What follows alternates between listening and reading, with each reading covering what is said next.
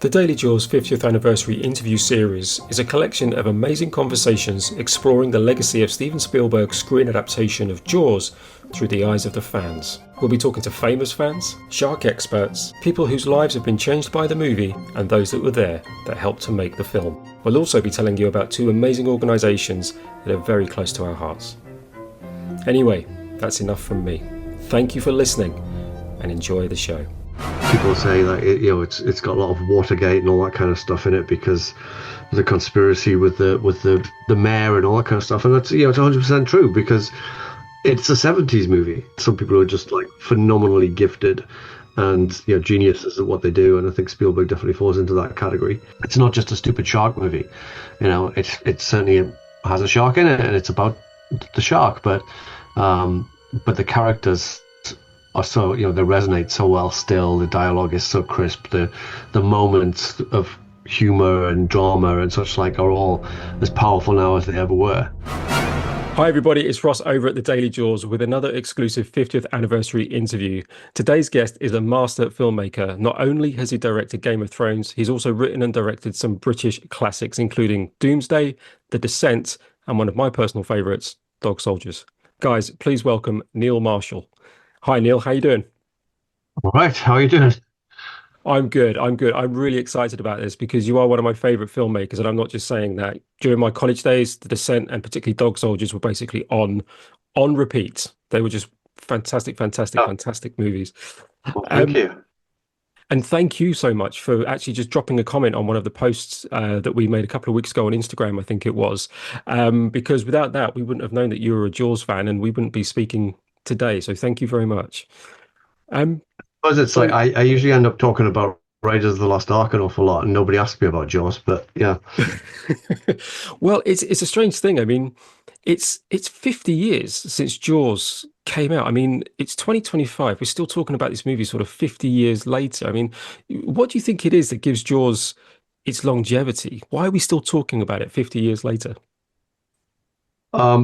because it's a masterpiece. Basically, I mean, it's pretty much flawless. It's a ripping yarn, well told, beautifully acted, incredibly well directed. In cinematic terms, it's pretty much like as good as it gets. And I think it's kind of, it's timeless in the sense that, people are still scared of sharks. People still go swimming in the ocean. So it's all ready to affect a whole new generation every time it comes around. So there's no reason why it would date, really. It's a brilliant way to look at it because it's a summer movie. So and every year we obviously have a summer. So Jaws is kind of on the menu in some way, shape, or form, whether it's a Jaws on the water event or maybe a re-release in the cinema. And I was talking to a friend a few weeks ago, and we were talking about the longevity of certain movies. And Jaws was re-released back in the cinemas, I think maybe 4 or 5 years ago. It was in the BFI IMAX and it was in the 3D. And I went to see both on the same day. And the 3D was actually really, really good. I was very concerned. I thought, oh, please don't mess this up. But it was actually really well done. And seeing it on the big screen in the IMAX in London with John Williams' score was just wonderful. But the thing that amazed me was there were generations of people that were bringing their children or people that definitely hadn't seen the movie before.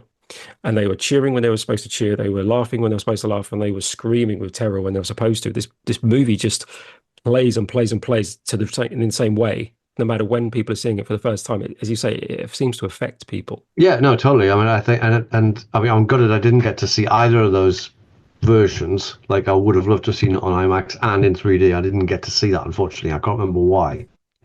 But I have seen it myself in various different situations. I remember being in Cannes one year and they played it on the big screen that is out in the sea. And you could sit in dinghies or whatever and watch it in dinghies in the sea. That was amazing. I've seen it at the Hollywood Bowl with a live orchestra.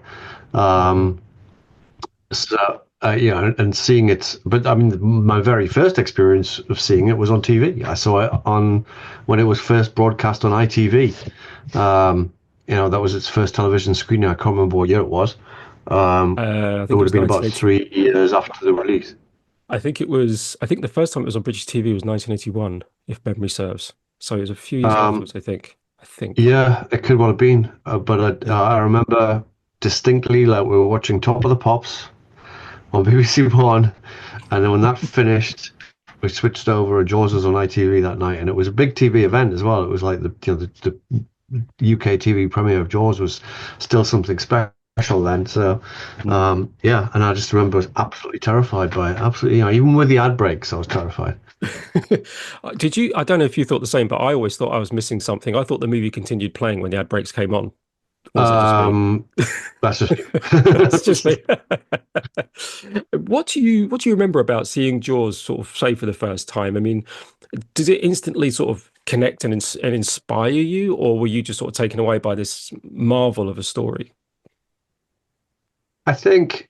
I mean, it's kind of like there's a couple of films I saw around that time when American Werewolf is another one where seeing it for the first time, my first impression, and The Howling was another one as well. My first impression was just it's scary as hell, and I was terrified by it. And I remember that first time seeing it, it was almost like an overwhelming sense of relief when halfway through the film they go out to sea and they go hunting the shark. Because at that point it was like the shark's winning. The shark is claiming victims all the time. And I remember sort of, oh, finally they're going to go after the shark. But the first impression, as I say with these other films, was it was horror first. I was engaged in it for the reasons that it scared the hell out of me, and I liked all that as a kid. And then the Yeah. more you watch it as you're growing older, the more you get to realize the other qualities it has, which is in those films and in Jaws as well, is like an amazing sense of humor. There's some Mm. incredibly funny beats in it. There's incredibly funny Yeah. lines, stuff like that. The characters, they're so well drawn, just the quotable dialogue, all this stuff that was kind of like I wasn't paying attention or whatever when I first saw it because I was too terrified.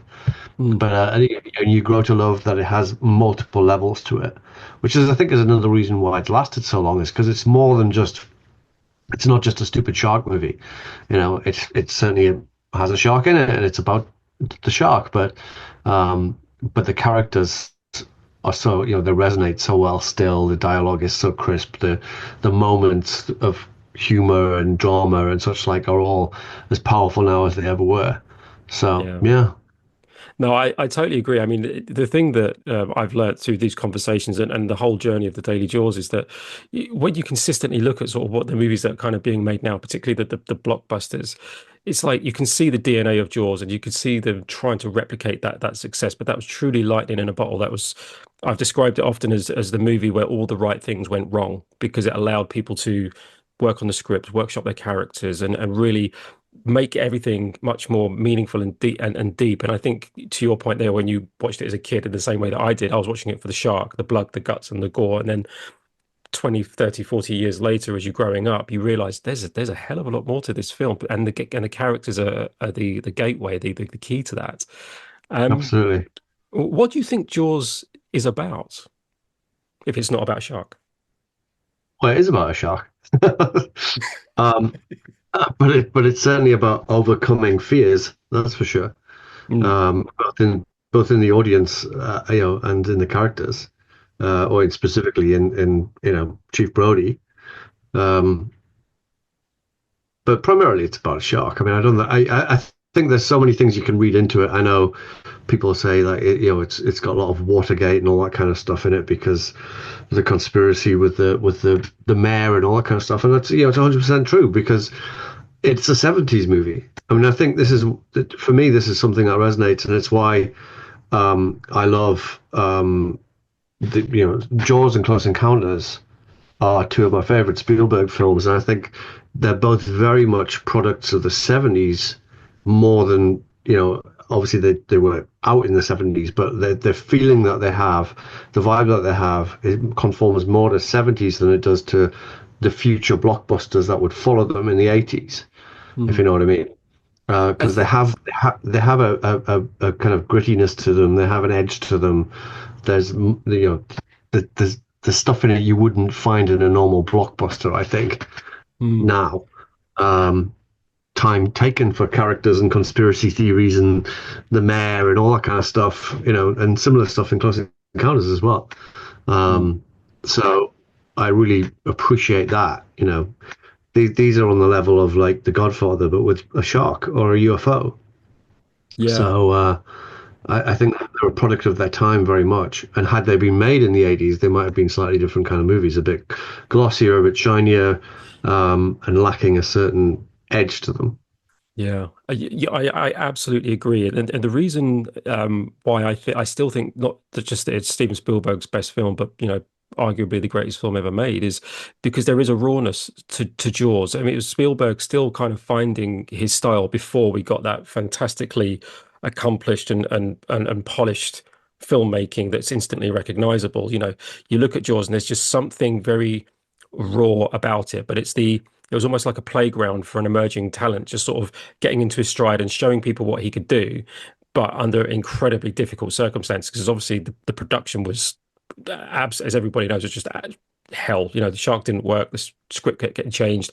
They were threatening to fire him every other day. All of these things going wrong, but ultimately a And fantastic he was movie at the end. 27 years old. It's like, it's just nuts. Crazy, 27. I mean, obviously as a writer director yourself, if you put yourself in say Spielberg's shoes just for a moment and think about what that must have been like. I mean, in your career, have you had any experiences comparable to what Spielberg may have gone through with Jaws? I have, in terms of like nightmare production. Yeah, I've definitely had at least one of those. But I guess it was later on, and I had a bit more experience. I mean, if I'd been thrust into that when I was 27, that would have been very different. But it's difficult. You can't really compare yourself to Spielberg.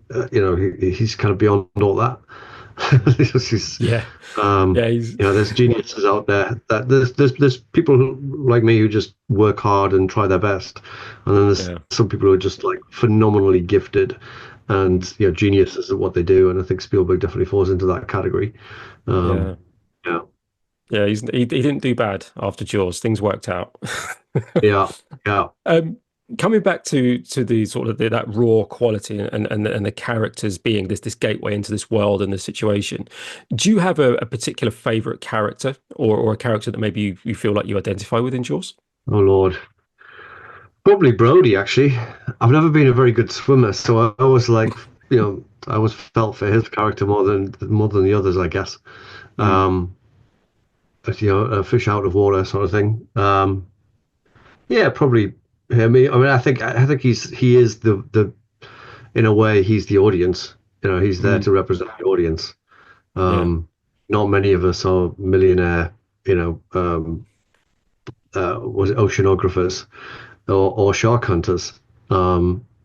But I think he's the most identifiable of the group for sure. Mm.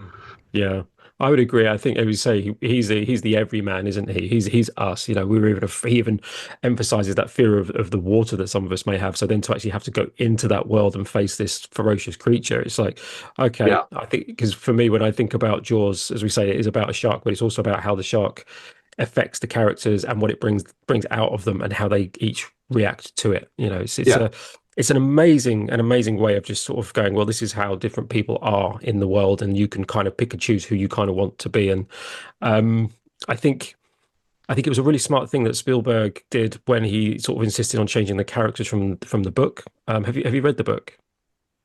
yes, You I have. have. Yeah, What did not for a what did you while, but I have read it. Yeah. what did you think of the book compared to the movie? I thought it was exactly, what it said on the tin. Really, it's like it's an airport novel. It's not a masterwork of literature. It's a trashy novel, but it just happens to capture something about it. It's a good trashy novel, but Mm, it is a trashy novel for sure. And all the stuff with Hooper having an affair with Brody's wife and all that kind of stuff is. I'm so glad they cut that out of the movie. It just would have cheapened the whole thing. yeah. Um, and also the ending is just bizarre in the book. That the shark just like stops and sinks, and you're like, "What? What just happened?" And having seen the Yeah. film, I'm like, "What? It just blow up? What do you mean?" Yeah.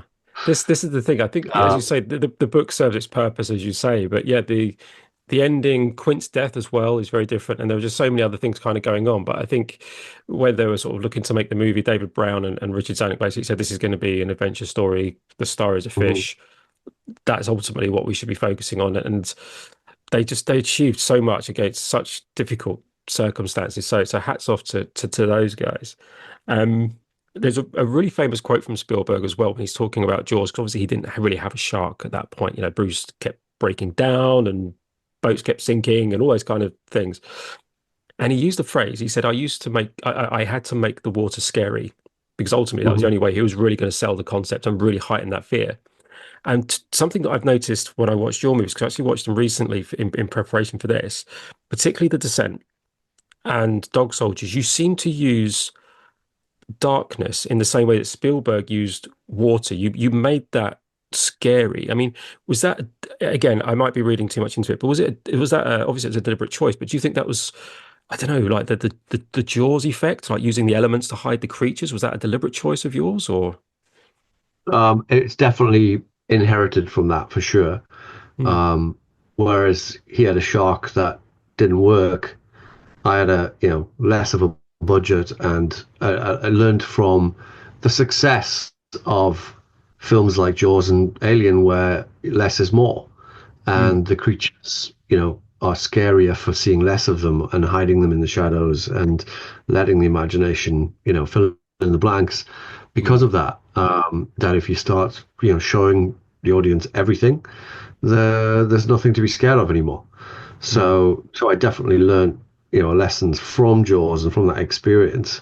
And although he initially kind of did it out of necessity, creatively it turned out to be absolutely the right thing to do. Yeah. Um, there's part of me wishes that Spielberg would just make a full-on horror film. Something again, just because I know that he'd like master it. Because there's so many elements of horror in Jaws, in Close Encounters, in Raiders, in so many other films where he Hmm. touches upon it but doesn't quite go there. Hmm. Um, and Jaws is it's a horror film about nature, but it has so much more to it that I think a lot of people don't necessarily categorize it as a straight horror. Yeah. But I'd love to see him do like just a straight up horror film sometime. But Yeah. but yeah, no, I learned so many lessons from that. Absolutely, That's um, awesome. paid a lot of attention to Jaws. Well, it's a great lesson. It's become sort of the textbook on how to make a great movie, regardless of whether it's a blockbuster or not.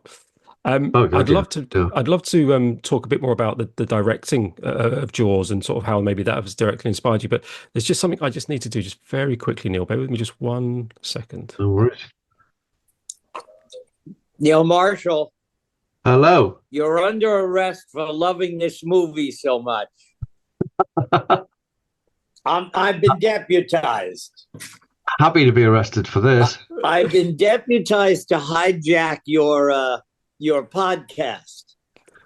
I love that you love this movie. It's fabulous. Well, I mean, it's so iconic. It is, yeah. It's an astonishing piece of cinema. But Really. Stephen was a big influence on you. It was Raiders, it says in your Wikipedia, that got you interested in this.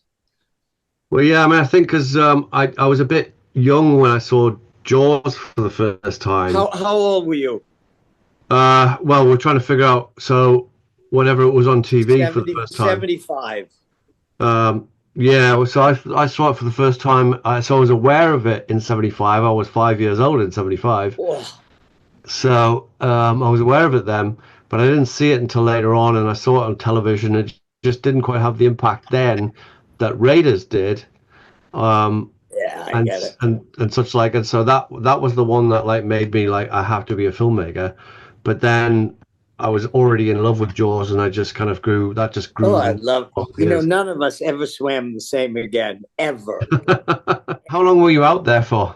Well, I grew up in partly there. My mom was born on the vineyard. My family was there, and I read about. I was an actor in New York and read about it. My agent got me a meeting with Stephen, and it's the only time in my life I ever walked out of a meeting and I said, "Whoa, I'm going to get this," and I did. We didn't. There was no script to read from, and because they shot all the cover immediately, my part kept getting a little bit bigger. I mean, you'd see the shark come up and then just die, and then they were supposed to be out of there before the start of the season, and July 4th. They were there through August, and it was just a debacle. I mean, there was a lot of drinking. We were walking home one night, and Murray Hamilton we're with the at the bar, and Murray goes, here, kitty," and he gets skunked. And this skunk, he got him so badly. We walked back to the hotel. He wouldn't go to his room. We put him on a couch in the lobby. By the next morning, the hotel was almost uninhabitable. It was disgusting. I suppose, like when you're filming, when you're filming for that long, it becomes a way of life, and Well, so for sure. must have been surreal when it actually did finish. Well, it was, Matt, the Jaws 2 was so long that marriages of 20 years, crew marriages, broke up. I mean, it was 9 months in Pensacola, Florida. And those were the days when you saw a nuclear powered aircraft carrier in the background. You just had to wait till it Yeah, passed, you know? There's yeah, no can't paint it power out. anything out of it. There's nothing anymore. It's just crazy. No, If you're ever in LA, look me up. I look forward to it. will do, And will thank you do. for letting me hijack your podcast here. I Oh appreciate man, it. it's unbelievable surprise and what a pleasure. You're a talented man. Keep up I the feel good very work. lucky. Thank you, sir. All Thank right. you. Bye, Neil. Bye Bye. Cheers, bye. Jeffrey. Hey guys, it's Ross. I hope you're enjoying this week's episode. Bruce and I just wanted to take a moment to tell you about a couple of the organisations that we've been working with and also some of the new products you can find in our store. Minorities in Shark Sciences, or MISS for short. A non-profit founded in 2020 that champions diversity in shark, ray and marine sciences. MISS creates equitable opportunities for historically underrepresented communities through hands-on programs and believes that diverse scientists bring diverse ideas, driving the innovation essential for ocean conservation. Representation matters, and MISS is making sure the next generation sees a place for themselves in marine biology. Learn more and support their mission at missalesmo.org.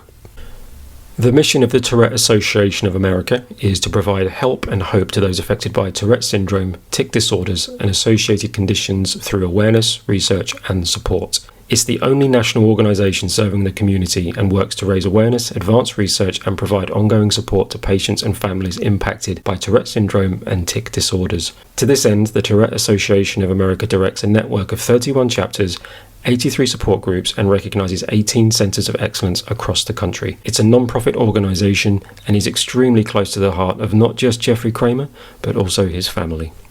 The Daily Jaws store is home to some of the world's most exciting Jaws products, including screen-accurate barrels and tanks, a chalkboard shark shadow caster, a yellow barrel koozie, an orca transom and 3 yellow barrel keychains, and much more. Visit store.thedailyjaws.com. For non-US orders, please email orders@thedailyjaws.com. Thanks for listening. Now back to the show. That was a surprise. Yeah, we'd been trying to plan it. We wanted to surprise some of the guests, and we managed to surprise you. So I'm really pleased that went well. Oh wow, He's a legend. He's an absolute legend. what a character. Yeah, he's got so many great stories. So yeah, if you are in Yeah. LA, definitely look him up. He's great fun for a lunch. He really is. So let's What would have happened had they not let Polly do the printing? That's the question. God, that is such a. We should have asked him that. You know what? I'll ask him in a text message afterwards, and I'll let you know what he says.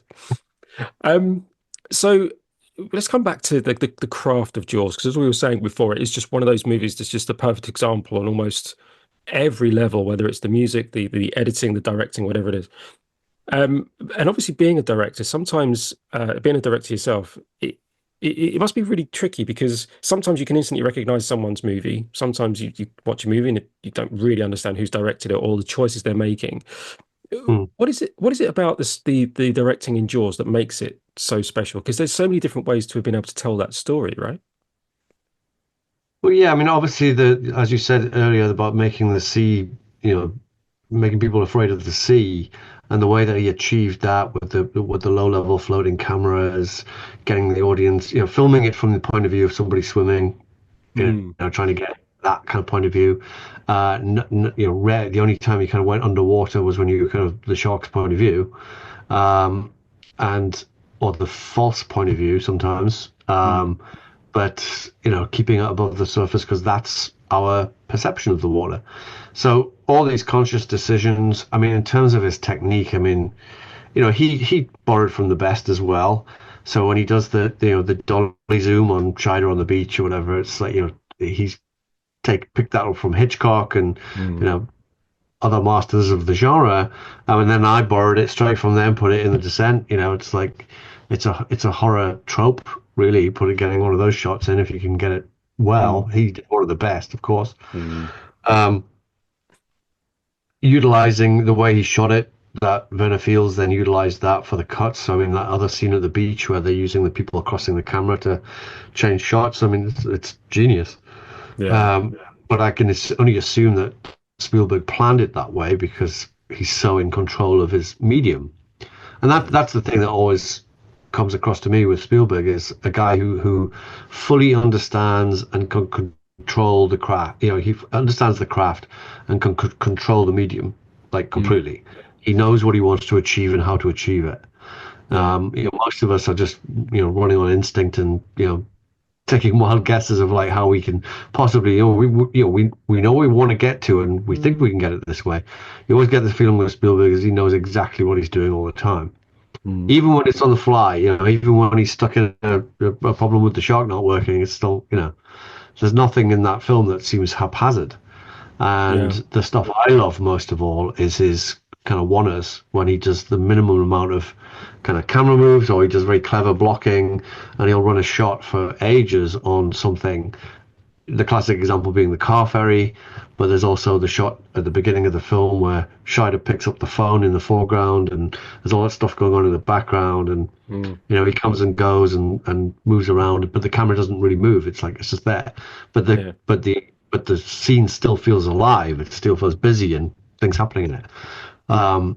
And that's very Spielberg, and he does that a lot in this film and does it a lot in many films. But you see traces of, I think, E.T. and Close Encounters in the table scene with his son, um, when his son's mimicking and stuff like that. Mm. It's all the family dinner scene is kind of a Spielberg trope, um, and those are in there all over the place.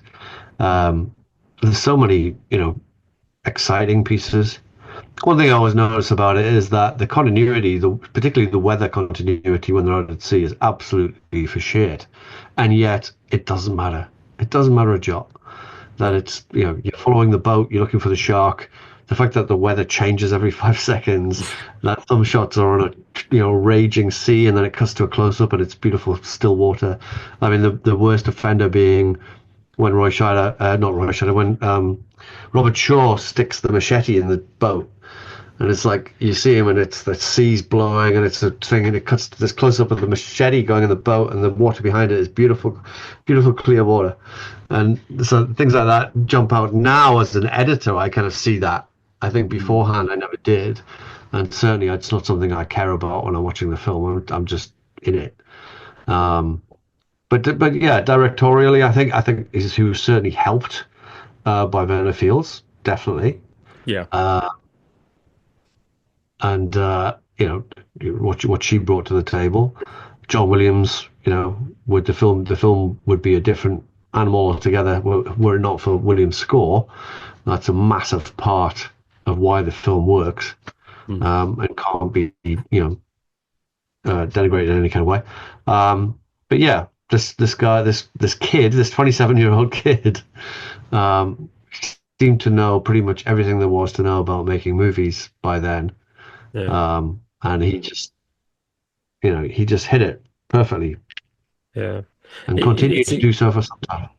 this is the thing. It's like obviously because with Spielberg, he'd made Duel before, he'd made the Sugarland Express, and he'd done quite a lot of TV. So by 27, I mean, he in terms of, I guess in his years, he was sort of semi-veteran because he's been doing it for nearly sort of 10 years by that point. But when you look at the movie itself, it's far more than just this blockbuster popcorn piece of entertainment. Like you say, there's so many different ways of watching the movie. Do you personally have a favorite part in the film that you think stands out? Because I mean, for me, Jaws is 2 hours, 4 minutes of perfection, beginning to end. But is there any one particular moment that kind of jumps out for you? It's difficult to select one moment. I mean, I love the opening sequence. I love how visceral that is, the attack. Chrissy's death. I think that's just so it's still harrowing, Mm. and will always be what he achieved with that sequence. Mm. Um, Alex Kittner's death as well, the build up to it, all the stuff on the beach, Yeah. the way he signals it with Pivot and the floating stick. And like, poor Pippa. You never hear what happens. Heartbreaker. Well, I actually did a movie, sorry, a movie. I did a video about Pippet a few years ago.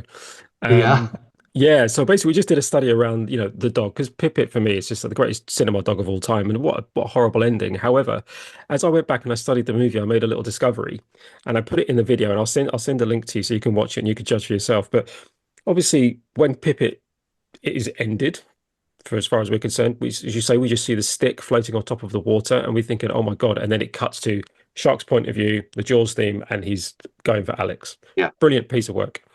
However, later on in the movie, where Michael Brody has been attacked, or also he's had his shark encounter in the estuary, and he's being pulled out. yes, There's a great shot yeah, of Roy Scheider running down the bridge towards the yeah, camera, and then he hops over the bridge. yes. In the background of that shot on the bridge is a black dog. So I'm wondering, is that Spielberg just letting us know Pippet made it, or is that another dog? I don't know. I don't know. The question is out there for the Jaws fans to answer, but it could be just Spielberg Okay, started just going, yeah, okay, maybe the dog made it. maybe made Who it. knows? Yeah, maybe. The other moment that I love is the first sighting out at sea, um, when they're trying to get the barrel on it, and he's trying to tie the thing off, and he's going to get some equipment to tie it off, and Quint on the end going, tie it on, all that kind of stuff. And the music is just the crescendo of the music. I just think it's an astonishing piece of action cinema. Yeah, That combination of Spielberg's direction, the performances, the editing, the music, it just builds to that incredible climax until they like finally shoot it and get the barrel on it. Is like, I love that. That's an incredible yeah. moment. Have you ever shot on the water before in terms of your No, movies? um, I kind of weirdly avoided it. I expect when I went down to do Black Sails, I was doing a pirate show, and I was thinking, we're gonna be on the sea, but they ended up doing pretty much everything on dry land with green screen, and we had gimp ships, we had whole pirate ships, huge galleons on gimbals, like rocket boats, Mm, and stuff like that. But we never went actually out on the ocean at all. We never actually went next. I didn't go near the ocean on that one. They built a back in the backlot. They built a beach and a mm, section of sea and stuff like that with wave machines, to control it because it was just all in Cape Town. mm. So not actually filmed on the water. Do you Obviously, do you lessons learned from Spielberg. Never film on the water, but it always looks better if you do.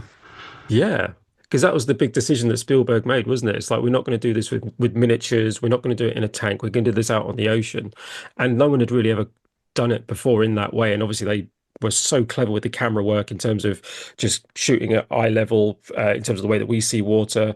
But they built a special camera box so that they could do that.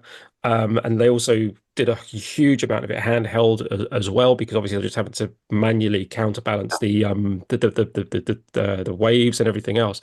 So from a technical point of view, forget the shark effects. I mean, those are incredible, but just the cinematography of Jaws and the technical achievement around that for me always blows my mind. But do you think, even though we've got these huge advances in technology, obviously cameras and gimbals and all kinds of stuff have advanced 50 years, do you think if you had the opportunity, would you film a movie on the water knowing the technology is available? Or do you think, actually, you know what, I'll leave that. That's already been kind of done.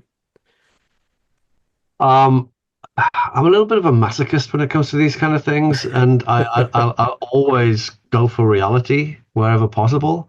Yeah. So, I filmed in like, sub-Arctic conditions. I filmed in storms and rain and God knows what. And I like that. I like all that extreme stuff. So my choice would probably, yeah, shoot it for real, shoot it on the water, Nice. um, wherever possible, because it's gonna look better. It's gonna look real if you fake it on green screens or whatever. It's gonna look. I'll always know it's not real. Yeah. Anyway, I think it's another one of the things that makes this film stand the test of time is the practical effects. Mm. The practical shark, it still stands up. I mean, sure, there's shots where it looks a little bit ropey, but you don't care because you're so absorbed in it.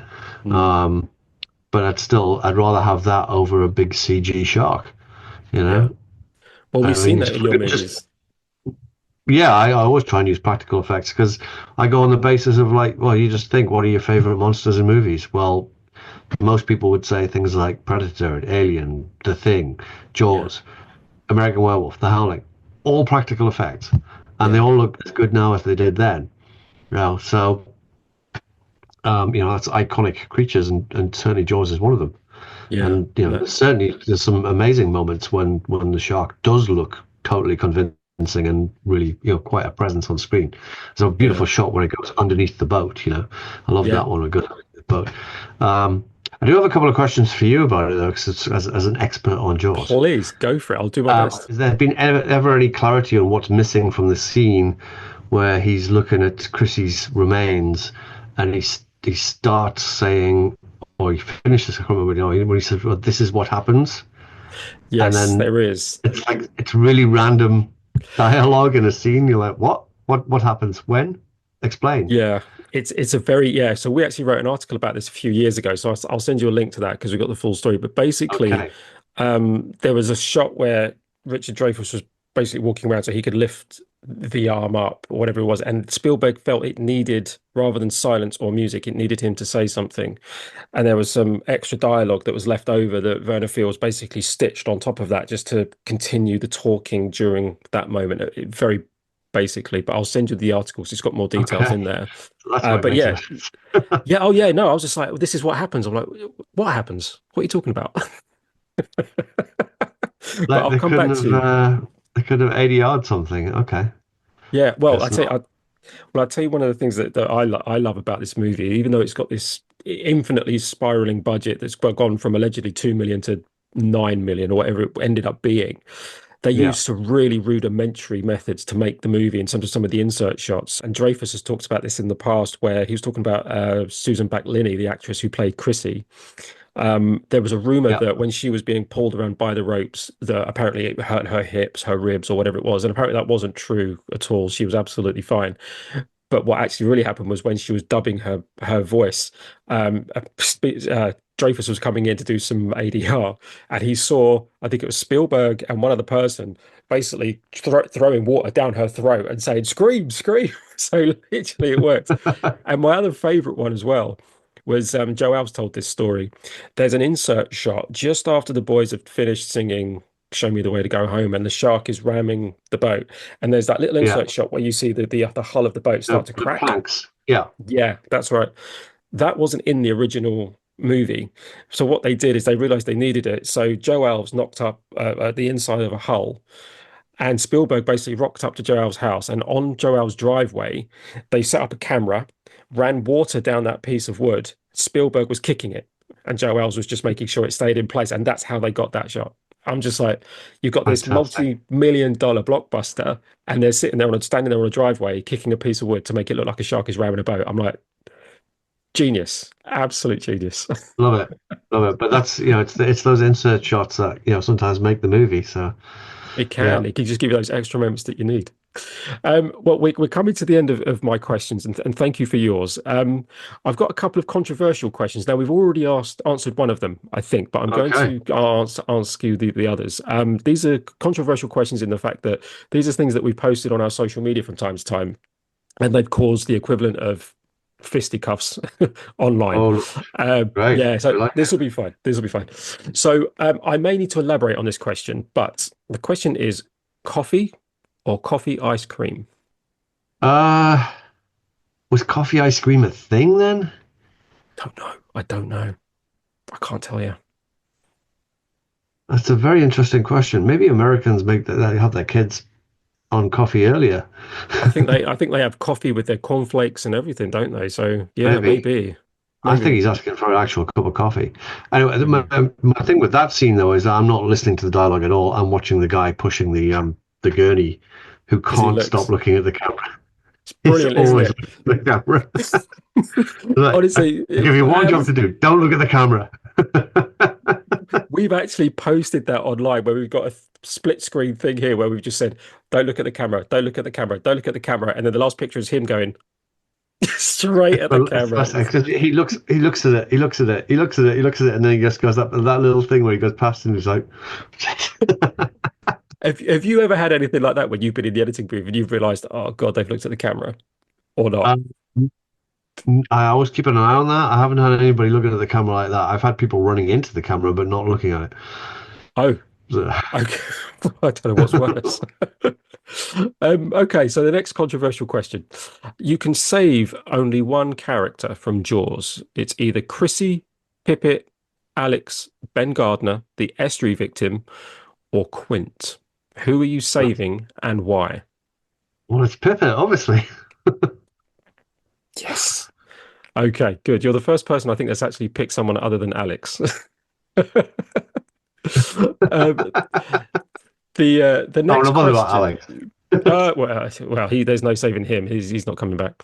Um, okay, so the next controversial question. Obviously, Jaws is a battle of survival, and obviously they're going out to kill this shark with all the means and resources at their disposal. So, Yeah. why didn't they take Hooper's boat? Uh, that's a very good question, one that I've not thought about before. I mean, it seems to be a smaller boat, and I guess it's not rigged with all the other stuff. He's got nowhere to put the barrels, and he hasn't got the gantry on the front. It's not a shark hunting boat. It's a shark observation boat. So Hmm. it's a bit pretty, so maybe he didn't want to get it scratched. That's a good answer. And I Um, doubt, quite frankly, I doubt Quinn would be seen dead on his boat. You know? Yeah, it's not really his style, is it? Let's be Yeah. honest. He's definitely a more traditional guy.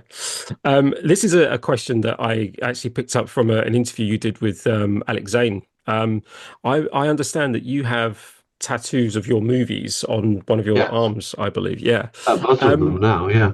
oh, both of.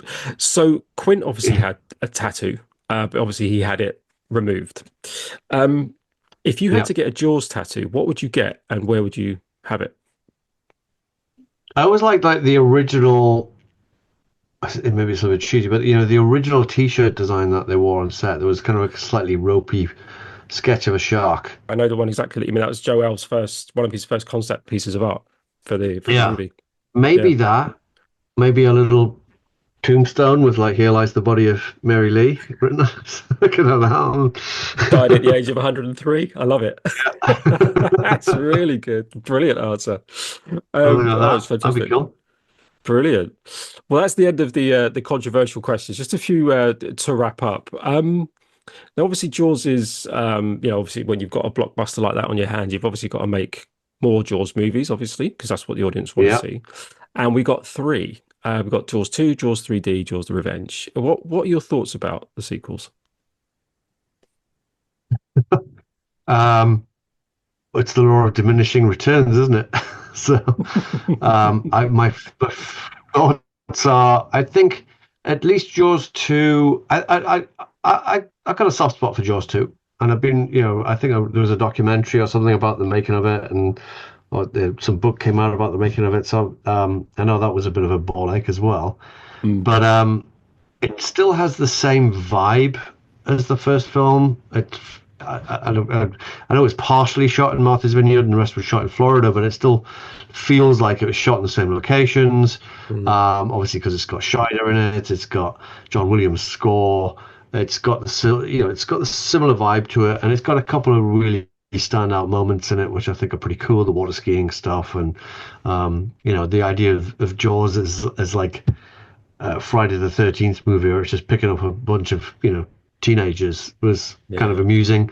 There's a fantastic shot toward the end where Scheider's holding the cable or whatever, and you see the shark beyond coming at him and whatever. It's just framed really beautifully to show the scale of the shark. So it's got a lot of good stuff about it.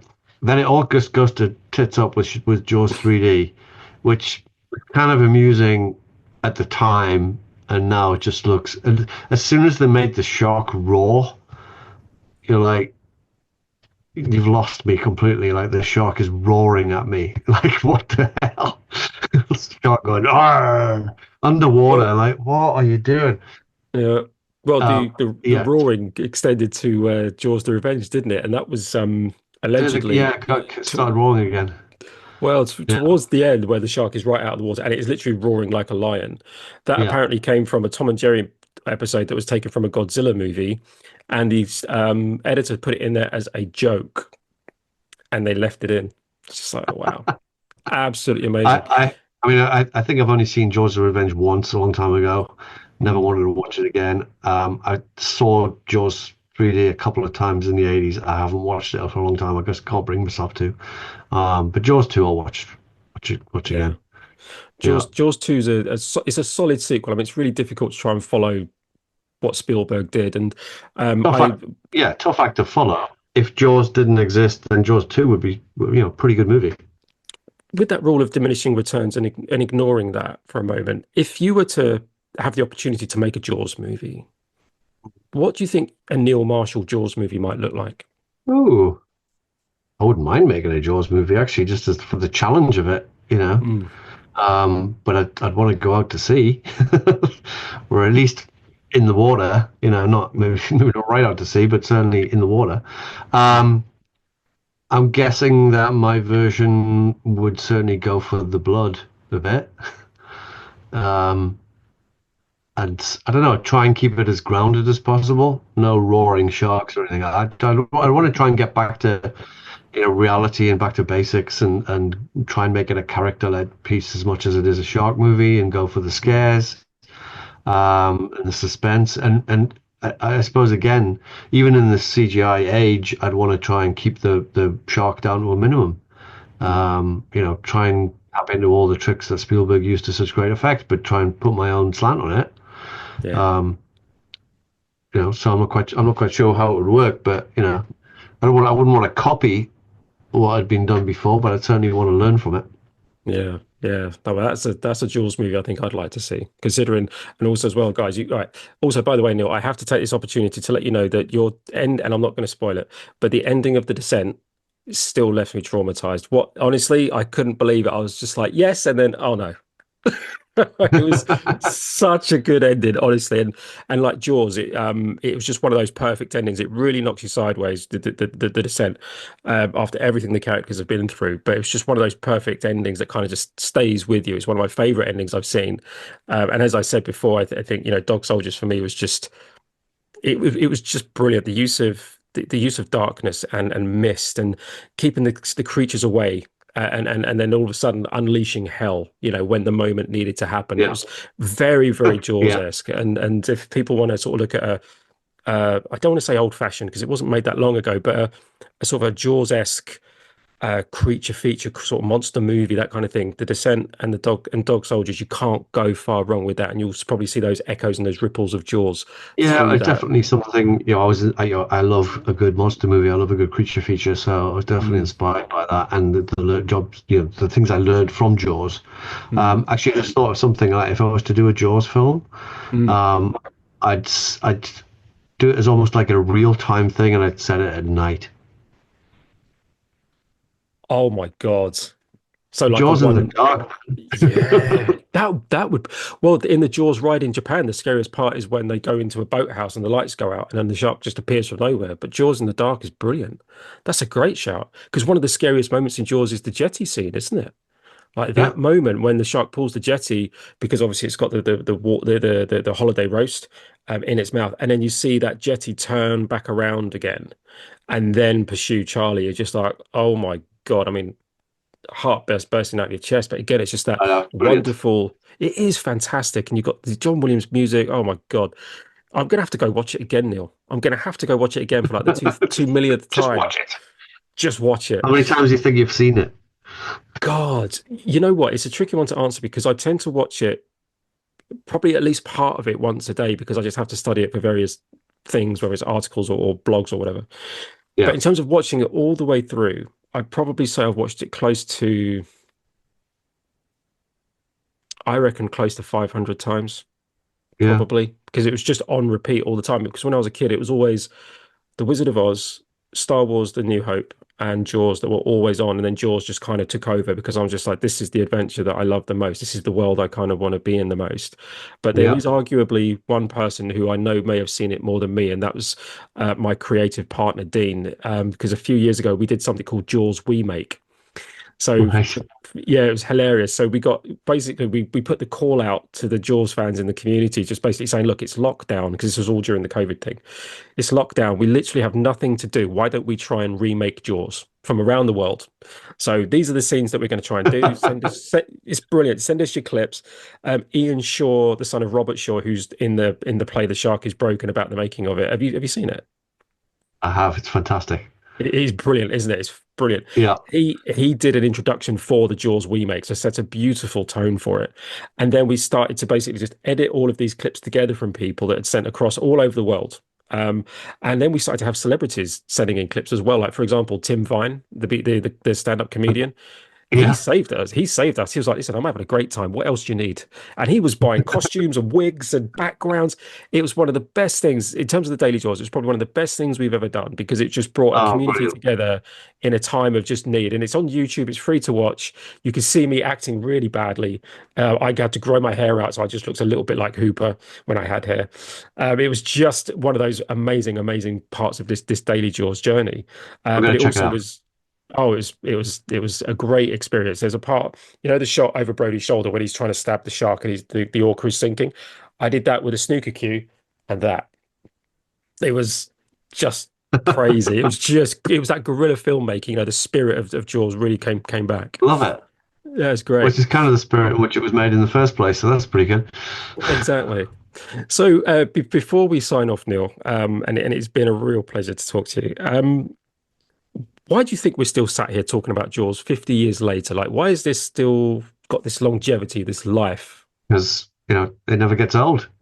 And there's still, we're still discovering things about it. We're still learning things about it. And if we're not actually learning things, we're passing information to each other about it. Things we've spotted or things we've learned or whatever it is along the way. There's still so much, out there, stories and such like to learn. And just, gaining that knowledge about it for true Jaws fans, like any film that you love, is an ongoing thing. So, I hope to still be talking about it in 20, 30 years' time. Same here. Same here. Neil, thank you so much for taking time out to talk to us today and to celebrate the 50th anniversary of Jaws. It's Guys, a big birthday for Jaws. Yes, we love it. it certainly is. Guys, I've been Ross for the Daily Jaws, speaking with Neil Marshall on the 50th anniversary of Jaws. Thanks for watching. Stay tuned for more interviews. And until next time, I'll drink to your legs and I'll bid you a fond farewell and adieu. That's it for today's deep dive into Jaws, the film that turned beaches into no-swim zones and created the summer blockbuster. If you enjoyed the episode, make sure to follow, rate and review. We'd love to hear your thoughts. And remember, just when you thought it was safe to stop listening, there's plenty more episodes to come. Please be sure to check out the work of Minorities in Shark Sciences and also the Tourette's Association of America. That's it for now, guys, but I'll catch you next time. I'll drink to your legs.